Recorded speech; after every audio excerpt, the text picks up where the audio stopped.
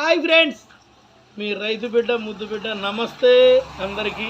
ఈరోజు గొప్ప విషయం ఏంటంటే చూస్తున్నారుగా, గోమాత.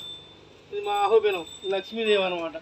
అందరికీ ఈరోజు నేను కొత్త విషయం చెప్దాం అనుకున్నా. ఏంటంటే అందరికీ తెలుసు, ఈ భారతదేశంలో ఆవులు ఉన్నాయి, దూడలు ఉన్నాయి, బర్రెలు ఉన్నాయి, అన్నీ ఉన్నాయని అందరికీ తెలుసు.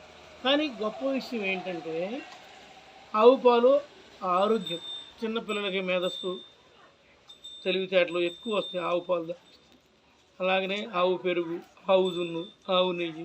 ఇది ఇప్పుడు ఈ తరానికి చాలామంది పిల్లలకి తెలియట్లేదు, ప్యాకెట్ పాలే తాగుతున్నారు.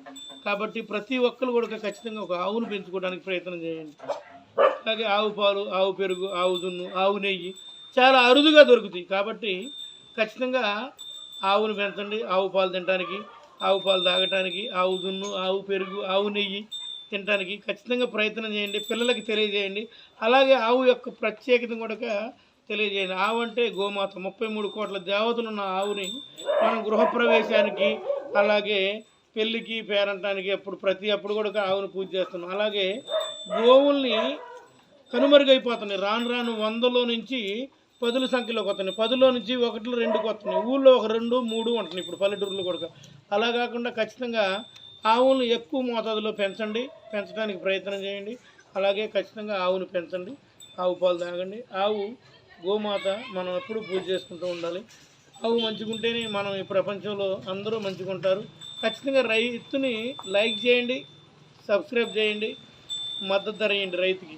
అలాగే రైతునే లైక్ చేయండి అని ఎందుకంటున్నా, రైతును ప్రేమిస్తేనే, రైతు పండిస్తేనే మనకి 4 మెతుకులు వస్తాయి.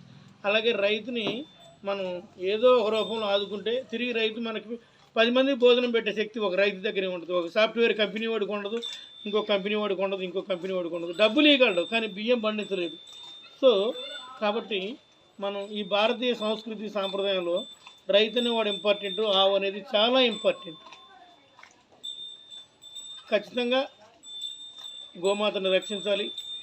మన రైతే రాజు. అలాగే జై జవాన్ జై కిసాన్, వీళ్ళిద్దరూ బాగుంటేనే రేపొద్దున 4 మెతుకులు కడుపులోకి వెళ్తాయి. కాబట్టి ఖచ్చితంగా వీళ్ళని ఎప్పుడు కూడా ఆదుకోవడానికి ప్రయత్నం చేయండి. అలాగే మద్దతు ధర ఇవ్వండి. జై జవాన్, జవాన్ కూడా మనం ఖచ్చితంగా గౌరవంగా చూసుకోవాలి జవాన్ని.